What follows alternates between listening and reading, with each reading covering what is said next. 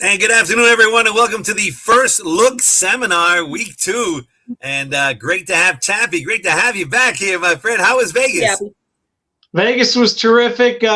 It took me till about yesterday afternoon to be semi-fully recuperated, but I had a great time and got to hang out with the family for the first time ever. I have to let you know that I sat in the sports book for, 3 straight days, and the table games were not kind to me.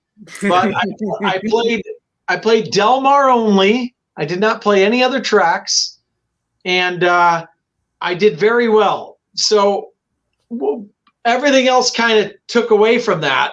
But I left Vegas with a little bit more money than I came with. Wow, So that's amazing. Yeah. I spent wildly on other things, so I'll take it. You mean you weren't using gift cards to get food on the way home? No. I remember one time I had to stop at a Sbarro in the mall someplace because I had a mall gift card. That's all I could get to eat. So, yeah. I've been there many times. So, yes, it was very nice. And I think a lot of it had to do with and I was a nose away from having a massive day on a horse, England's Rose, I believe. Came flying late. Yeah. Well, I had a lot on that horse, but it was funny. Gino and I talked for a minute, and I singled in multiple bets the winner in the Oceanside, who I loved. So that really you're all over Flashiest. Yeah, Flashiest. I was just got up. Yeah. Well, Chappie, for you guys that didn't know, stayed at the Mandalay Bay, and of course, Mike Peranio does a great job out there. It's a great place to bet the races and just enjoy Vegas in general. So certainly Mike Peranio doing a great job, and I'm sure he made everybody there feel at home. He's always on your show every Saturday morning on the Morning Line Sports Show, and so I'm sure you guys had a wonderful time there. Gino, man, I thought we did really well last week. We picked some winners. Yeah. And let's see if we can repeat it this week. Yeah, I think between the three of us, it wasn't a race that I don't think one of us had covered, which is always nice, right? When you do one of these, it's like nobody's going to hit everyone, but if Chappie likes a race that we don't, it feels good when we can lead people, and at least one of us can help pat the other one on the back. So it worked out well. It worked out well, and in Gino we trust, man. In Gino we trust, and Gino certainly came through. I won like $1,000 last weekend, and I lost it all back playing like parks and tracks this week that I have no idea what I'm doing. What am I doing? You need the action. National. I was just bored. I think I'm finally getting better at that. I've been trying to be. Believe me, for the first time ever, but the last 6 months I haven't done that at all, and it's made a difference. We've all been there many times. All right, let's concentrate on what we do know. And what we do know is that we got another great weekend to wager on.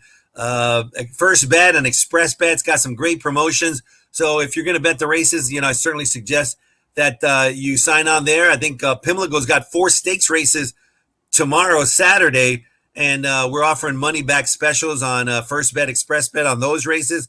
Of course, we got the Cedillo. You're very familiar with Cedillo, Chappie. I think you hooked that sponsorship up. And whenever Cedillo wins, somebody's going to get $100. So if he wins 3 times a day, 4 times a day, that's $400. So that's a pretty cool promotion, I think. And Cedillo is living up to the hype. He's winning a lot of races. Yeah, he sure is. And he should be live again this weekend. Don't you think, Gino? Oh, my God. Ever since that promotion last week, I've been noticing it now. Every time I'm on a horse, I'm like, oh, it's Cedillo again. It's like every single time I end up on him, and I'm just laughing. Because for me, I'm usually not looking at the horses that I'm gravitating towards. I'm not going right after the heavy chalk. So he's usually in that next tier of 5 or 6 to 1 shots. And almost every one of those horses in the last week or so, I've been like, oh, First Bet, Cedillo, hundreds. Let's go. I love it. I look behind you, Chappie, and I can't think. I mean, it can't get out of my mind the Hot Rod Charlie race last weekend, which was I can only imagine if you're an owner there going from an incredible high to a devastating low. And then, all the factors that led into it, a lot of controversy, and my heart goes out because Hot Rod Charlie was the best runner that day. And it just was an unfortunate incident. Thankfully, nobody got hurt. No equine athlete got hurt. No jockey got hurt. But my heart went out to the connections of Hot Rod Charlie. Yeah, like you said, first and foremost, obviously, thankfully everybody, horse and jockey, were fine. Second of all, I don't know if you guys got to catch the America's Best Racing. They had Doug O'Neill mic'd up before and after the race. Oh, wow. It's very, very interesting. Just amazing how he handled it all. Can you imagine losing $1 million race and getting I wouldn't want to be out? mic'd up. I wouldn't want to be mic'd up in that situation. I'll tell you.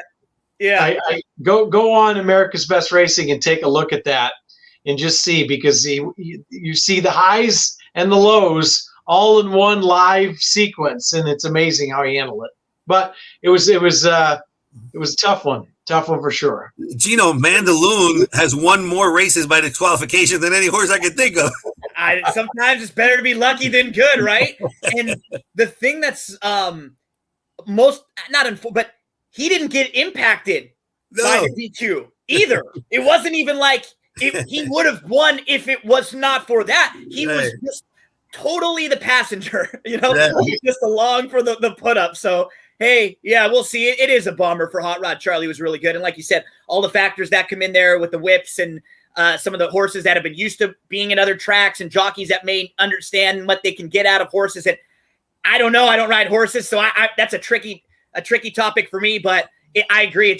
It's a bummer when the horse who feels like they're the best in the race doesn't win. Yeah. Did the best team in the NBA win the championship, Gino? I don't know. I think it was a war of attrition this year, right? Sort of felt like that. Sort of felt like last team standing this year, really.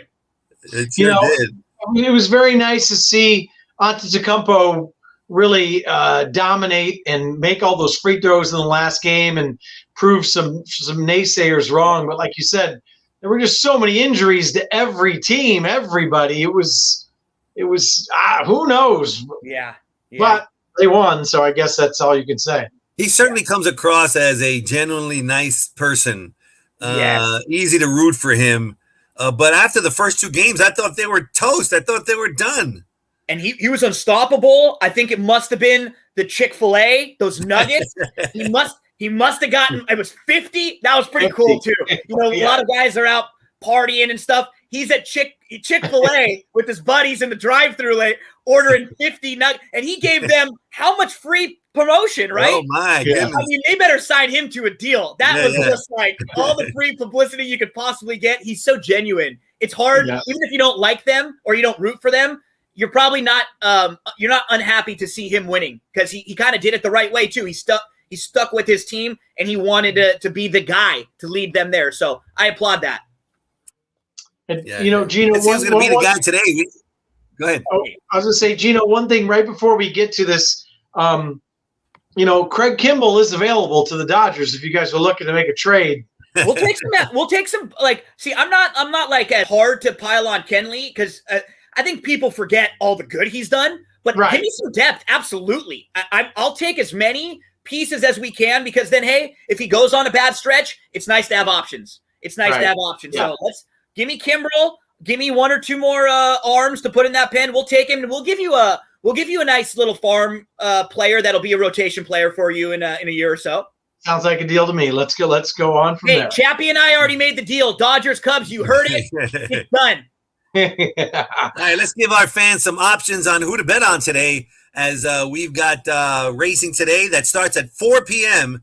So it's late racing on Fridays at Del Mar. Last week they did start at 2, but today they started 4, and then tomorrow, Saturday, a really nice card as well. So we're not going to get to be able to get through every single race. So let's start today, and we're going to start it off in race number 4.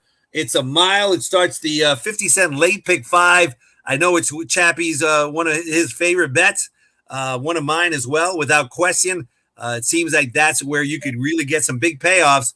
So let's start it off. Gino, as you're our guest, you get first chance at who you like in race number 4. I think all three of the horses to the inside are super logical. If you're playing like multi-exotics, I probably wouldn't talk you off them, or if you like them, I'd be fine with it. The horse who actually intrigues me the most is one to the way outside, Taishan. Now, he has not won in a while, and I was chasing him a lot last year. If you look, when he was 3, he ran in some really good races. He was in the Arkansas Derby behind Dahl. He was in the Indiana Derby. Then he went to the turf, and he was in stakes races a couple times on the grass.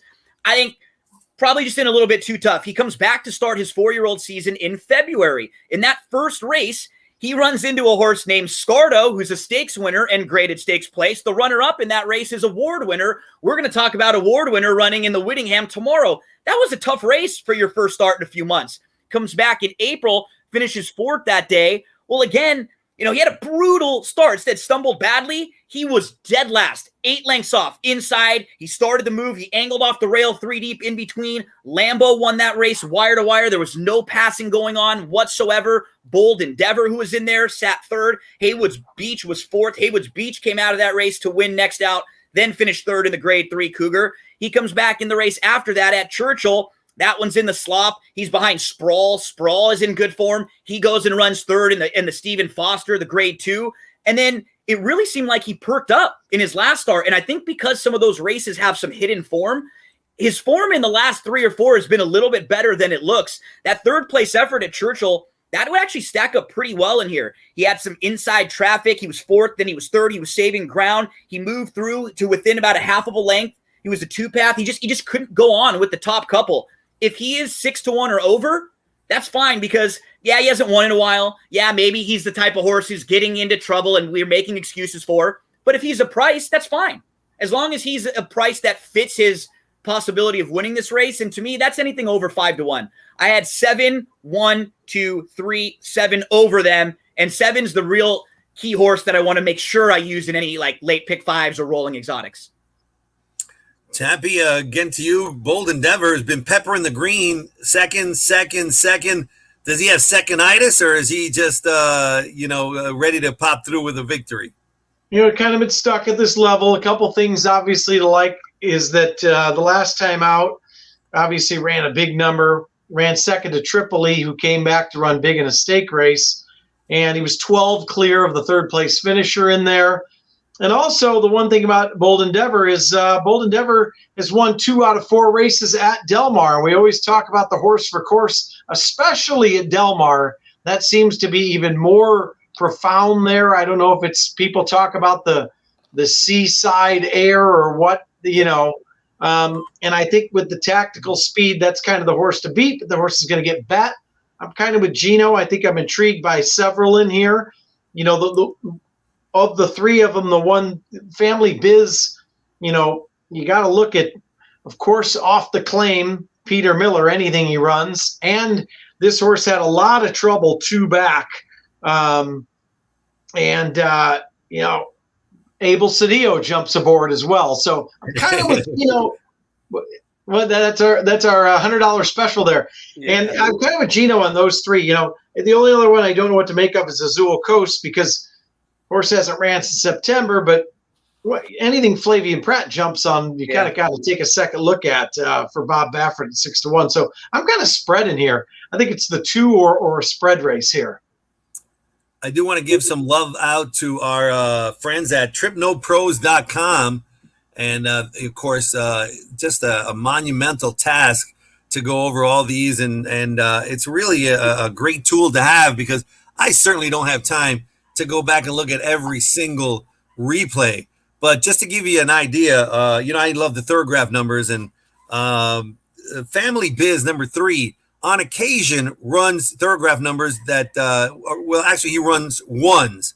So he ran a 1 on April 10th. He ran a 1. That's a number that's big enough to easily win this race.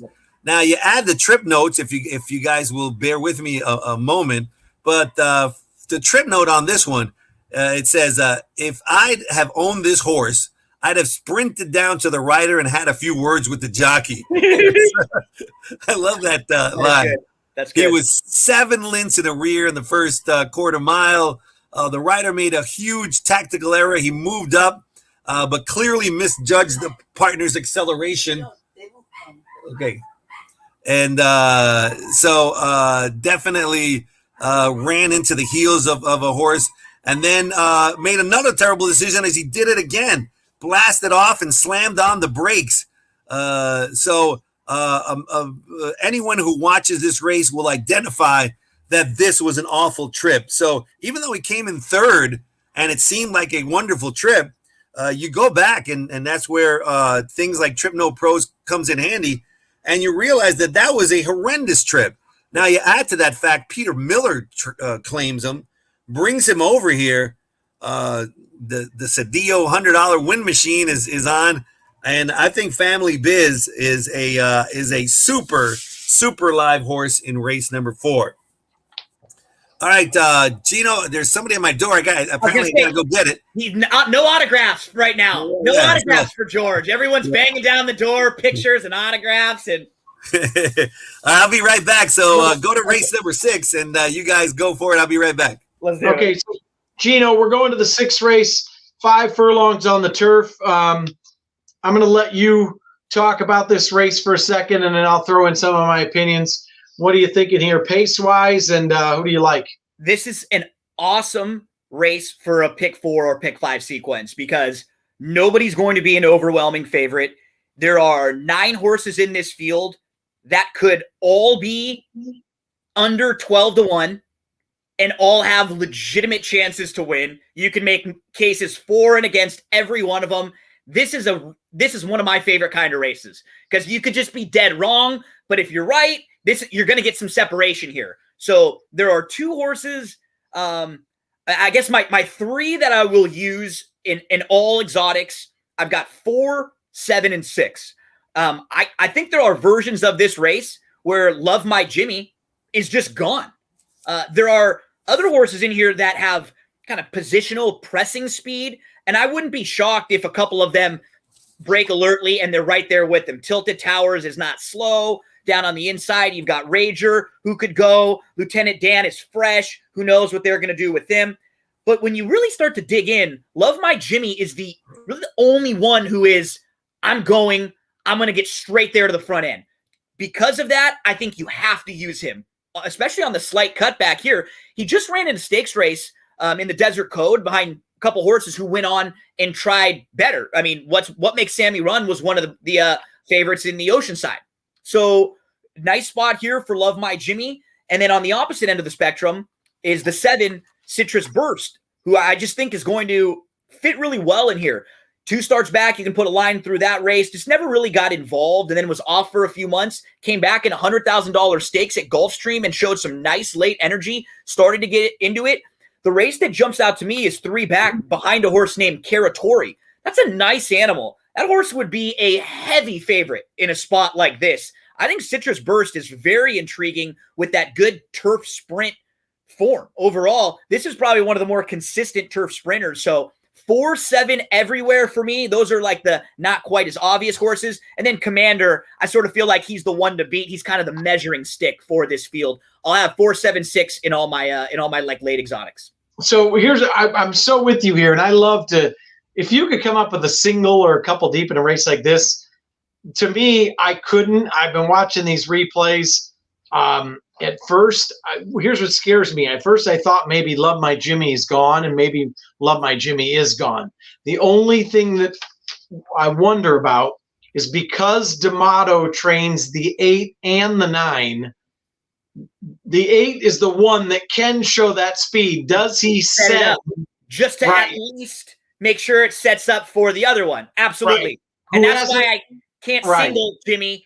And I want to make sure I've at least got Citrus Burst and probably one other because, in my head, I can see many versions of the race going that way. Right. Because, even Distant Vista on the outside closed and won the old time at Del Mar, going 5 panels, got to work over the turf at Del Mar. Maybe he's sending the 8 to set it up for the 9, but this race is so wide open.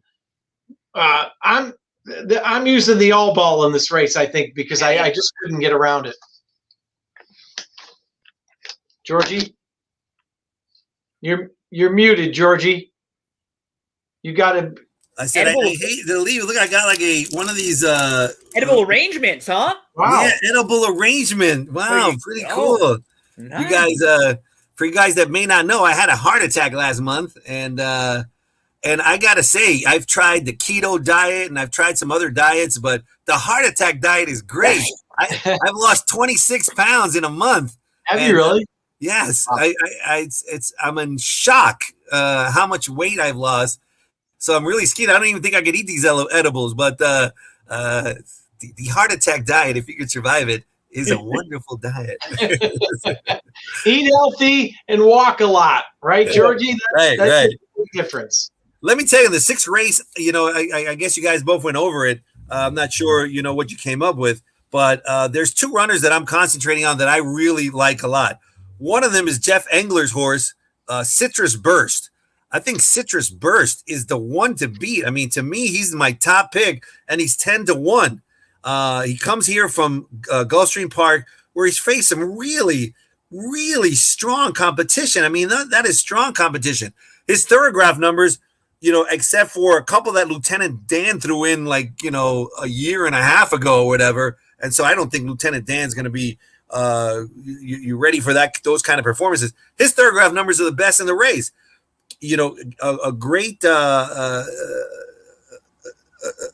pattern on the thoroughgraph numbers. I think that, as opposed to Love My Jimmy, I don't love my Jimmy at all. I mean, Love My Jimmy has never won on the turf. I think that, he's going to be susceptible.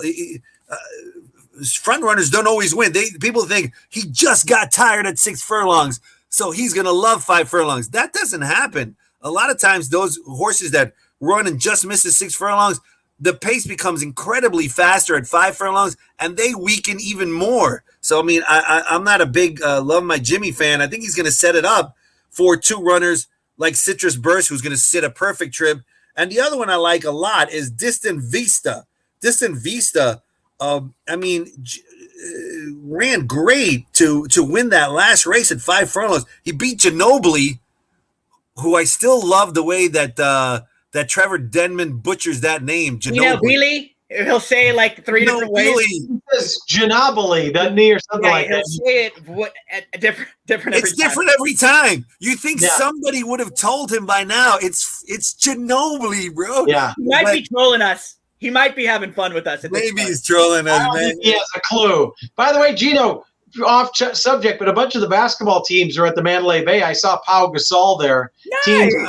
All of Team Spain was there, but they were all. I think it was some they were playing there because they were having a lot of the Olympic the U19s and the U20 team, the national teams there, and I think a lot of teams' families that weren't allowed to go to travel now because of all the protocols. I think a lot of the families and friends and stuff are based there, so that way they could film videos and film reactions to them and things like that. Yeah, the female and the male teams were there. So let me just tell you, the median height was 6'7.5". There were a million giants in there, but I did see Pau Gasol. Nice. Sorry, we got on Ginobili. I had to throw that in. Had to. Anyway, I think Distant Vista, we saw how well Ginobili ran the other day.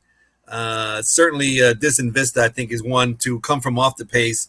And with Hernandez, who's one of the, obviously one of the top jockeys there. All right, let's go to race number 7. And this one is the Fleet Treat. Big stakes race today, going 7 furlongs. So a tricky distance for runners that I'm not sure if this is an ideal distance for any one of these.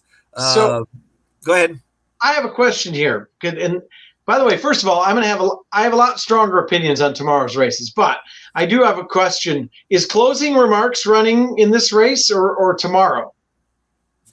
I think I'm looking right now. The Fields Tulog are qualified to 7, but the Del Mar I'm reading an article here and I don't see anything. Closing Remarks has never raced on dirt. Was considered for Saturdays, but rather than having Closing Remarks fake going global, they will opt for the Fleet Treat. There we go. Okay. So they will be running here. That's huge. Okay. Closing Remarks to me is a late exotic single. I'm crushing this horse. If this horse can run it all on dirt. Yeah, she is really good. I mean, she is just a racehorse. She shows up every single time.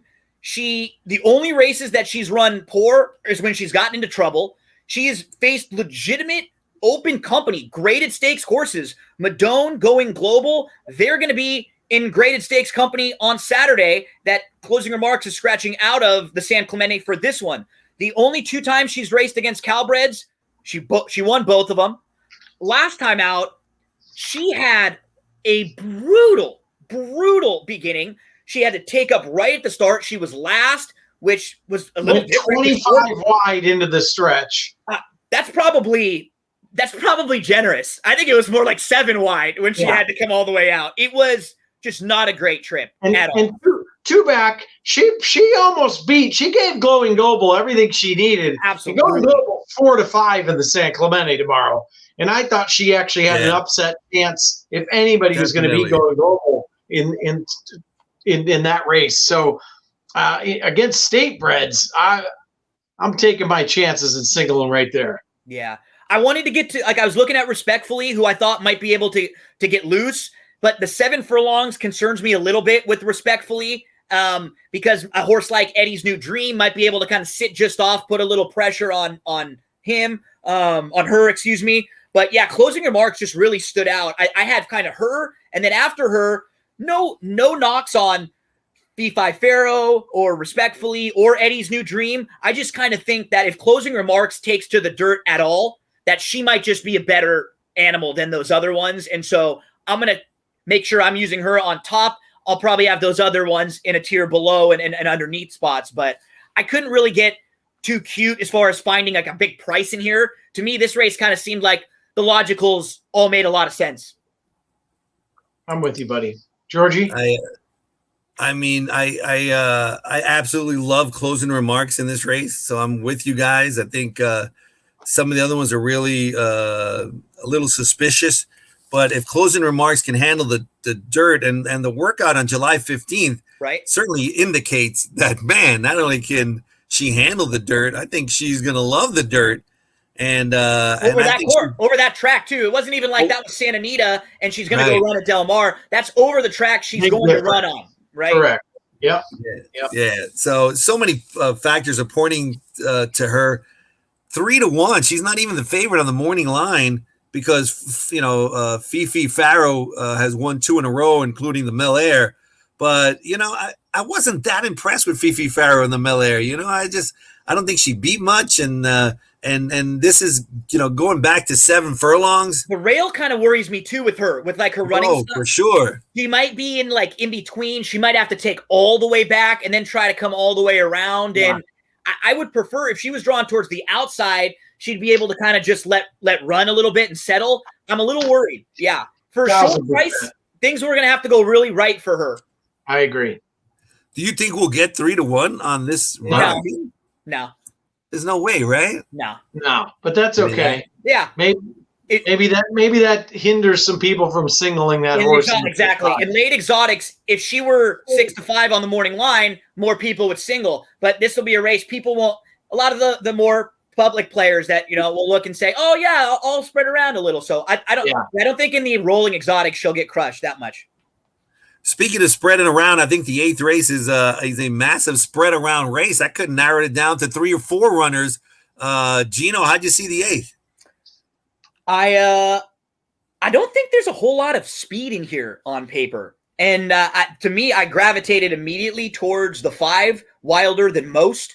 In the career debut, he raced on the dirt for a barn, Carla Gaines, who just never ever try. I don't want to say try, but they just don't get their horses cranked up to win first time out or off of long layoffs. It's a similar training pattern I think that's why Carla Gaines runners have always had a lot more success on the turf, because she just kind of lets the horses talk to her more than cranking them up, getting them ready, and they're going to go. They take their time. They always are better with a race under their belt, off of the layoff or right off the bat. Wilder Than Most, tough start, and then immediately he's in trouble. And he's in trouble coming off of a race off of almost a 2-year layoff. He had not run since August of 2019. Shows back up in June of 2021, and then you got trouble right off the bat. The horse isn't going to be that fit late in the race, so I'm not worried about how he ended up finishing. What I do like is that Pratt jumps aboard. There's no other layoff here. You put 2 starts together for the first time in your career. You're going to stretch out to a mile. Yeah, maybe she doesn't, or maybe he doesn't want to go that far. Who knows? But I'm pretty sure he's going to be on the lead or really close to it. So if he's 5-1 or so, Wilder Than Most will be on all my tickets in the 8th to try to close things out. I'll tell you what, I was so late to this because I was trying to watch. A lot of these horses came out of the same race. So I was watching replays over and over and over again. One of the other horses that has a little bit more speed than shown is Donner Lake, the 10. Donner Lake kind of balked going over the dirt and has some speed. But I'm going to go as deep as I can. Even the 3 Talk Less Work More was dead last and really ran on without even being asked late in that race. Harbor Sky, they didn't even try last time out. Kind of broke way last. Was it down on the inside? I could go on and on and on, but really Big News ran on well. I'm going to be about 6 or 7 deep, hopefully, in here, and hopefully catch a price, Georgie. Yeah, certainly. I thought it was a wide open event. McCarthy. I'm not stuttering. It's just that McCarthy duo that seems like to be a duo to reckon with, man. Yeah. And so that one just ran the best last race thoroughgraph number of any of these. Of course, it was was going 2 turns, but he's which is what they're doing today. But so he's got a little bit of experience over the 2 turns where some of these key too, because that's the one thing about this race. There's nobody besides him that's really got good races going long. Right. So that's one of the reasons why I have a hard time completely eliminating him, because if nobody else jumps up and really wants to do this, he just might be the measuring stick for this race and just kind of be an okay thing in a race where I didn't see anyone that necessarily is a monster or jumped out at me. So I got to use Eagle in the Sky, I think. Yeah, me too. There's many. And Trip No Pro's got good notes on the 5 Wilder Than Most, Harbor Sky, who really, had all kinds of issues in that race, and even Donner Lake. So certainly a wide open race to finish off the day. Real quick, I didn't love the replay on Wilder Than Most, but the jock switch is an automatic use for me. So automatic. And we got last week was Charlie and the Chocolate Factory. I think the anniversary of when that movie initially came out. So we got to think about Gene Wilder. We got to think about I never thought my life could be anything but catastrophe. One of my favorite movies as a kid. Let's get Wilder Than Most today, Chappie and Georgie. Let's get a magic ticket. Let's get a magic ticket. There we go. Are we moving Saturday now, Georgie? Yeah. All right, let's move on to Saturday. Before we do, I want to recommend everybody go to xbtv.com. You're going to get to see all the workouts. Really an indispensable tool. It's absolutely free. Jeff Siegel has gone over the stakes race. He's got a nice little video there. So Jeff Siegel, I remember reading when I was younger and actually quit my job to become a professional gambler when I read Byers' book. And in Andy Byers' book, I think it was my $50,000 year at the track, he said, I went out to California, and this was in the 70s, and I went out and visited one of the handicappers I feel is one of the sharpest handicappers in the country, Jeff Siegel. So even back then, Jeff Siegel was the man. And so his videos, his information on xbtv.com are free as well. He's got great insight into the Fleet Treat here today. So I certainly recommend everybody. And the workout reports, when we say we saw the workout on this particular horse, when Chappie's saying that, he's looking at it at xbtv.com. Yeah. Correct. So, it's a free tool, a whopper of a tool that you have to have in your toolbox. If you want to be successful, you have to add that to your arsenal. So if you haven't, I got one today coming up for Saturday from the XBT toolbox. And All right, let's go to the fourth race on Saturday as well to kick it off as we're getting can I close start to here, George? What? Can I start with the fourth? Come on, baby. Come on, Chappie. He's I gotta chomping at the bit. Saturday. I could tell he likes the Saturday card. He likes to He go likes the Saturday card. I can tell. Got a little this bounce one- in his step. Okay, I do. I like two horses later for sure. Yeah. This one, I got to give one more shot to. You guys will agree with this one. I'm sure you've watched it. The one horse, Dicey Mochara. Okay, first time out. The horse is 30 lengths back, and halfway down the stretch is still 30 lengths back. And all of a sudden, without even asking, after they pass the wire, blasts home, gallops out 10 lengths past everybody. So, of course, they had the blinkers the last time, and I bet with both fists on this horse. And if you go back and watch the race, Tyler Bays fought with this horse from the start till the half-mile pole, and he was yanking and pulling, and he took the life out of this horse. So I got it at 10-1. I don't know if this horse – I think there's a lot of talent here. I got to give it one more shot because both races have been a disaster. Well, I think the first one was a disaster. That was by design. Just let it run, see what it had. Last time out, nightmare. There's several ways to go in here, and I get that. But I'm going to give Dicey Mochara one more time at 10-1, and then if this horse fails me, then chuck him out the next time. But I did the same thing. Dicey Mochara, like you said, my note was if he can just settle a bit more, that's it. Like he was like fighting, pulling, and I think now it's going to be your third start for Powell. I do actually like the fact that Tyler stayed aboard now. So he probably knows this horse a lot better after having been up a couple times now. You're going to be making that third start of the form cycle, third start for this barn. You're going to get the inside so you can try to save all the ground.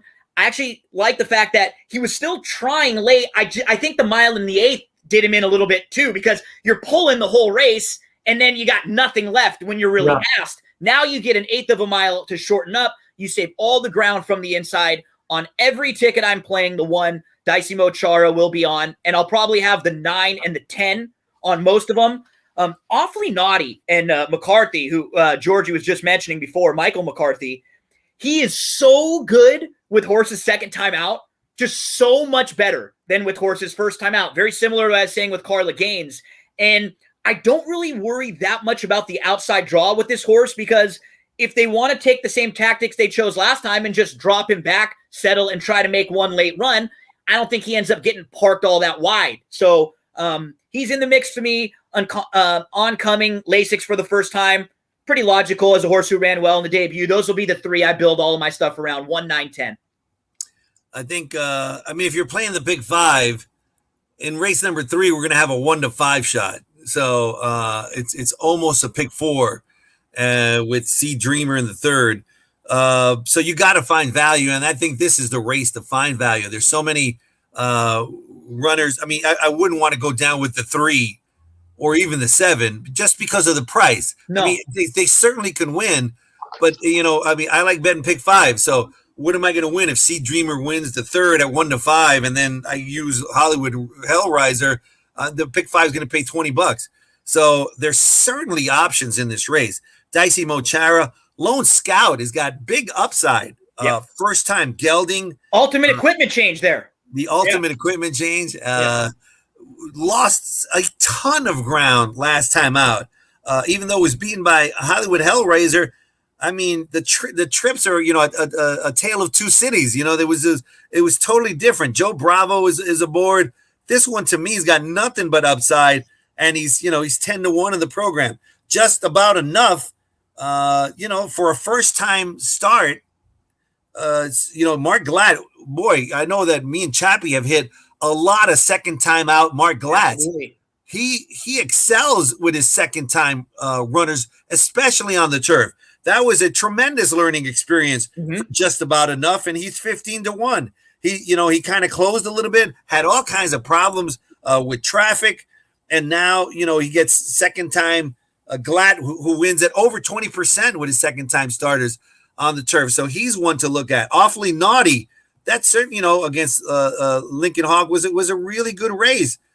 He certainly has got room to improve. So it's certainly a spread race, and I guess I'm leaning a little bit towards Lone Scout with the ultimate equipment change, but many ways to go. And this is a race where if you're playing the early pick 5, you've got to find value, and there's value to be had there for sure. All right, let's go to race number 6, which starts the Rainbow Pick 6. They're going a mile on the turf, and it's another competitive field. This might be the most difficult race all weekend. I thought, Goliath is going to take some money here. Just talked about the equipment change. He's going to be a first-time gelding. He's going to go second off the long layoff. He's going to get back to a mile. There are a lot of things about him to check the boxes for. He really fits nicely. But we have a lot of imports here. Horses who have been running elsewhere and are either making like their first or second start, or they've only made a few starts here, and they could absolutely perk up. What's wrong? The 3 Memo Daddy has 2 good races in the U.S. now. He's going to go third off the very long layoff. The 5 is a horse who I think is a little bit sneaky at a big price. Avigal, who, he had not run in 2 years, and he needed that race. He could step forward a little bit off of that one. Evening Sun, he made his first start for Mullins in North America. He didn't run all that bad in a race where he had legitimate trouble. What about Southern Horse? Another one who's only got a couple starts here. Ottawa Fire comes in for D'Amato for the first time. The way that I'm going to play this race probably is, a lot of those horses that I mentioned, and I'm just going to wait and watch for who's the best price. Somebody's going to get forgotten about. Somebody's going to float up and be like 15-1 or 20-1 that they shouldn't. I'll get some use of the 6, at least in underneath spots, and try to hook that one up with some of the others that I like here. Goliath will be in some of those tickets, but this to me is it starts the pick 6. It's not in the early pick 5. I kind of maybe want to see even some horses out on the track or how they look. Any extra advantage in this race I can get by watching, by price, I'm going to wait and see. And I like the way where this race is set up as the 6, so I can do that. This is a fun race. Yeah, I'm with you. This is a complete spread race. I watched a lot of the replays. I'll tell you the horse is going to get bet probably is Ottawa Fire. Yeah. If you go to XBTV, obviously, first of all, first time North America, D'Amato is 6 for 12, so 50%. But if you go to XBTV, that last turf work with the dogs up, working with Going Global. Yeah. And they both worked in company. They both worked, never asked at all. Going Global was a little better, but Ottawa Fire worked very, very well. And it says 50 and change. So what? The dogs were up. This horse has a big loping style, but if you watch, because Going Global kind of has that short step and that huge burst. But this horse worked very well against a horse who's going to be 3-5 in a stake race. So Ottawa Fire is going to get some serious play because of that, I believe. And Pratt shows up, and it's D'Amato, first time U.S. But I agree with Gino. A lot of interesting plays in here. This is a spread race for me.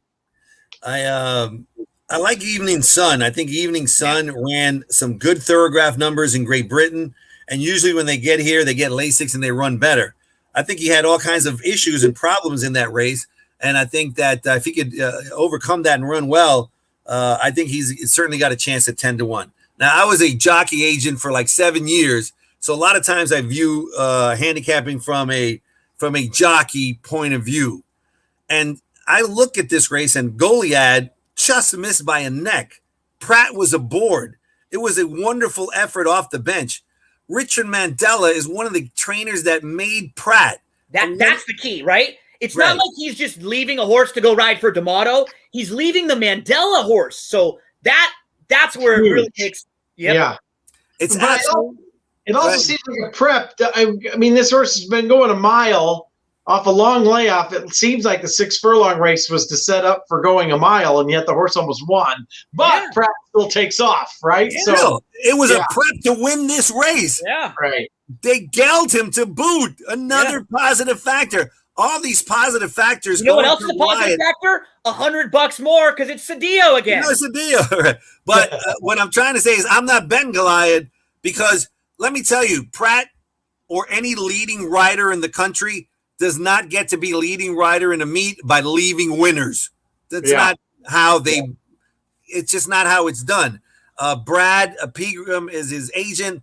He is one of the sharpest agents. He's agent for Mike Smith for all these years. He's not leaving Goliath. He's not leaving Mandela. He's not leaving a horse that prepped in a sprint to win a route. He's not leaving a winner unless he got sold a bill of goods. Yes. That this is a spectacular horse and you don't want to miss out an opportunity on riding Ottawa Fire. So Ottawa Fire to me, just on that angle alone, I mean, I'm trying to put blinkers on and forget about the thoroughgraph numbers and all that stuff. Just as an agent, I'm going, Pratt would leave all of that to go here? Yeah. That horse has to be live. He just absolutely has to be live in a race where he's not going to be 4 to 5. He'll be around 3 to 1. There's a lot of options in this race. Yeah, so I'm really loving Ottawa Fire in race number 6. By the way, real quick, just my 2 cents on Evening Sun. I think the horse needed the race. I don't agree with the horse had a lot of trouble. I watched that. I didn't think there was any excuses there, but the horse needed the race. So I think it's still usable. Where it says lacked room, 7/16, 3/8 pole, maybe a little bit. To me, I didn't see it, but I'll still use it. The Eddie Reed has there's some questions to be answered here on the Eddie Reed. Chappie's 7th race that he loved, right? I got a first race. Did I miss the 7th? Oh, sorry.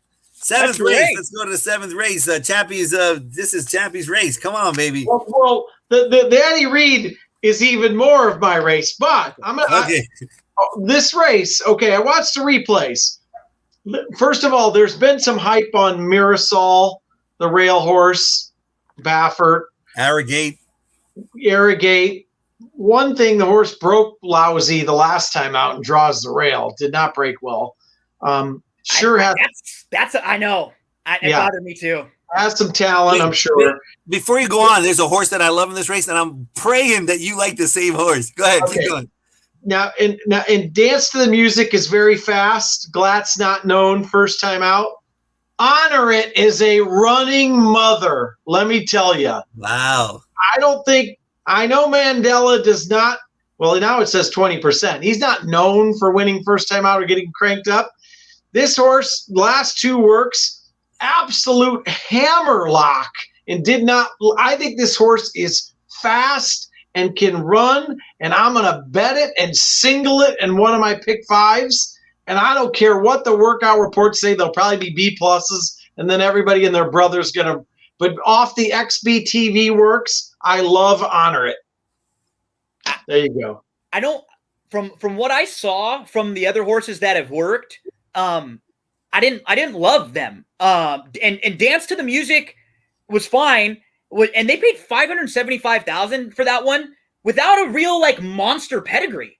So, the horse has probably got to be ready to go right now. And has been really fast. So Mirasol drawing the rail is the key to the race, as you said, Chappie. I mean, this one is unbelievably bred. The Dam was a multiple graded stakes winner on the dirt, was a 5-time winner, earned $450,000. This one's a half to grade 1 winner New Year's Day, who won the Breeders' Cup Juvenile. A half to a horse named Irish Unity for Asmussen, who's 2 for 3 and just had a 93 buyer in one of those races. This is a horse that's a half to a horse named Mohaymen. Remember him? He won the first 5 starts of his career. 4 of them were graded stakes races. This horse is also a half to a horse named Kingley. Kingley was a graded stakes winner. Kingley won his debut going 6 furlongs on the dirt at Del Mar. This horse is also a half to Enforceable. Enforceable is a graded stakes winner, and Enforceable was grade 1 placed as a juvenile. What is interesting about all of those horses, too, they're all good, but they're all precocious. So they all showed ability early in their career. Now, all that being said, I don't like Mirasol. All that being said, I think the funny thing about Honor It is a tappet, and half the tappets are lunatics when they're young. I know. And a lot of them get better. They're runners, but they get better as they get older. And but remember, I'm going against everything, and I'm going with what I saw visually. And remember, her dam was really good too. Her dam with honors, she won her debut at Del Mar. Then in her second start, she won a turf stakes race immediately, one of those Breeders' Cup juvenile turf filly preps. And then in her third start, she took a shot on the dirt because she was so good. They just wanted to see what they had. She finished third in the Grade 1 Chandelier. This is a well-bred. The only foal that she's dropped is a winner, 1 for 8, but a little bit better than that, like 1 for 8 would suggest. You're not going to get much of a price in here, but if the Baffert runners get some money, if the Glatt runner gets some money, and if Honor It is 2-1, that to me feels very fair for her chances in this race. And the Baltus must be a runner by, I don't know how you pronounce that, the 3 horse. Yeah. Right, by Cameral, but there were no works on XBTV, so I couldn't. But that horse is 3-1 in the morning line, so obviously that horse could run as well. But I didn't find that, even though it had a 47 gate work at Del Mar. Georgie, you love somebody. Where you going? I didn't love somebody, but I like the fact that Dance to the Music. I love the fact that they paid so much money for her when her pedigree is saying nothing, and that says a lot. I mean, it says a lot. You got some back workouts that were okay, decent. They kind of like, okay, we know she can run. We don't have to. I'm not Bob Baffert. I don't need to throw a bullet work into her. And but just from the $20,000 is the stud fee, and they paid $575,000. It's pretty impressive. So I'm going to be using the 5 and the 6. I watched the Dance to the Music. I watched that work. The horse is quick. Yeah, quick. All right, cool. Yeah, this is one of those races I think you can peg as a strong race early in the meet. I wouldn't be shocked if 3 horses out of this race win. They come back in their next race. Miracell gets off the rail and ends up winning. Bicameral might be good. I wouldn't be there are 4 on paper that would not shock me at all with Mirasol, Bicameral, Honor It, Dance to the Music. And I hope that's the case because I really do think Honor It is a lot better than that. I think Honor It is a rocket ship, so we shall see. All right, let's see who's going to be a rocket ship in the Eddie Reed mile in an eighth, and a lot of questions to be answered, as I said, especially for United, who disappointed, came in last race, as was like 2-5, something like that. What are your thoughts on this, Eddie Reed? We got obviously now that United threw in that clunker. Was that just a race you put a line through, or is he coming back, or what's the story, Gino? Yeah, I don't like I think you can maybe give him a little bit of an excuse, but I don't like him in this spot. I think he's better going a little bit longer when he can just kind of sit up close and lope around, because he doesn't really have a huge turn of foot. If he's like 4 lengths behind, I don't know. I don't feel great about his chances. I mean, he can win, but that just isn't where he's best. Totally respect Smooth Like Straight, but the mile in an eighth might just be a little beyond where he's the absolute best. There's a horse that Chappie, I believe, used when he came on my show, Count Again. I think was Count Again in the Kilroe 2 starts back. Count Again came flying, was only beaten a half length at a big price of 16-1. Chappie dished that one out on That's What G Said. He was behind Hit the Road and Smooth Like Straight. You're going to get a little more distance for Count Again here. Count Again went over to Churchill. He ran really well in the Turf Classic behind Colonel Liam and Domestic Spending. Those are 2 of the best turf horses in the country, no doubt about it. Domestic Spending came right back out of that race to win another one. Count Again, the key to the race for him is award winner. Can award winner do enough to put pressure on Smooth Like Straight? If he can be a nuisance to him and just make life difficult on him enough, I think Count Again's got a big opportunity. So I'm going to use the 4. I'll use Smooth Like Straight everywhere. Those are my key horses in this race. Count Again, Smooth Like Straight. I will do 2 tickets. One of my tickets I will attempt to single the Mandela in the race before that. And then my large ticket, I will be singling Count Again. I knew it. Wow. Yeah. If you watch that race in the Kilroe Mile, and when that horse levels out, when they turn for home, that horse is going three giant strides to everybody else's one, The horse is 1-for-1 at Del Mar, 1 for fun. And the turn of foot on this horse is amazing. This horse is going to sit back and explode late. 4th choice. I'm going for it. I love this horse tomorrow. Hopefully Jersey Joe Bravo fits him well. I'm all over Count Again. He should be all of that price as well. Before we get to our last race, we're going to handicap. We only got a few minutes left. Gino, tell us about, you kind of briefly touched on it a second ago, about your great podcast. That's what G said. Thank you. Yeah, we have a couple episodes that come out every week. And I mean, we discuss, if you're a sports fan, you will get everything. It's a true sports variety show. If baseball, basketball news, if there are big golf and tennis tournaments coming up, when football comes up, every weekend, we will preview every game. Not just 3 or 4 or pick the ones that we're going to bet on. We're going to give you information analysis every single game we're doing. I just got a recap of Black Widow, the new Marvel movie that we just finished. So nice. Lots happening. And every weekend you're going to get Del Mar and Saratoga analysis on my show this weekend. I gave out full card thoughts for Del Mar for Friday. And then Saturday, I went over almost the same races that we did, 4 or 5. Very similar at Saratoga. So you get, if you're just into racing, you'll get all that. But if you like all other sports too, I'm as crazy and maniacal as I am with the racing for everything else. I get so into it. I promise you. He's got a little one. The guy watches 800 things all at once. I don't know how he does it. No, he does. He's like Gestalt there. He's just like he got so many different parts, and they're all get together to be greater than just the sum of the parts. It's a great show. Gino, you're a wonderful talent, a wealth of information, and you're good looking. That helps, we got to get this guy on TV more often. He's wonderful. Great to have you on the show. Last race we're going to go over is the San Clemente, and it's a mile grade 2 event, and apparently Closing Remarks is not going to run in this race. So we're probably going to have to handicap that without him. Gino, is Going Global a single? She's going to be really tough. If you want to single her, I would not talk you off of it. I'll give you an alternative in case you are looking for a price horse in here. Going Global's obvious. Madone is probably pretty obvious for a lot of other people that could give Madone a shot back. To me, Karakatsi, just as kind of a new face, if you're looking for someone that we don't know a whole lot about. She's been defeated twice by Cone Lima. Cone Lima, in her 12 starts, she's won 6 of them. She's finished second in the other 5, in 5 of the others. And she just won a grade 3, and she was second in a grade 1 at Belmont Park in the Belmont Oaks. Karakatsi should have won that race at Gulfstream Park on June the 19th. She was favored. She kind of loomed up, and I think the jockey sort of thought she was going to win. I thought she was going to win.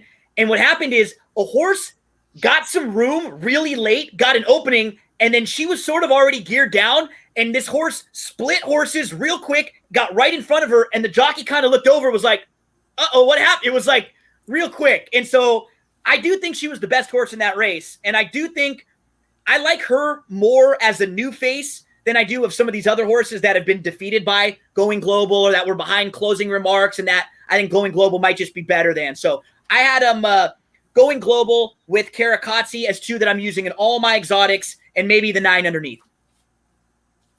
Yeah, I was going to make my comments about Closing Remarks and going from Espinosa to Umberto. I think, like Gino said, this horse is going to be very tough to beat Going Global. Madone's the one that kind of threw in a little bit of a clunker last time, and obviously has very much a lot of talent and is 2 for 2 at Del Mar. But I don't fault anyone for singling Going Global here, George. I like Going Global. I like Karakatsi a lot. Thoroughgraph number wise, it's the second best thoroughgraph numbers in the race. The 2 by far the best thoroughgraph numbers in the race, not even close. But it's surprising that the second best is Karakatsi. One thing, from being, again, a jockey agent or whatever, and having respect for these jockeys and these trainers, I got to tell you what, there's some trainers that I thought were sharp trainers. Some trainers I think weren't that sharp. On the sharp end, without question in my mind, is Leo, is Leonard Powell. Yes. And for Leonard Powell to prop down $150,000, and that was some big a lot of journalists were talking about that. Yeah. That's a lot of money. That was So, for his wife too, wasn't it? I think Right. it's for his wife. wife. Yeah, that's Yeah. right. So for him to plop down that kind of money, Leo is not a dumb man. He's a very sharp guy. So I would be very scared of Nimbo Stratus because of that. Just because, like, what? 150,000? His last race he ran a 7. I mean, it was a great thoroughbred number.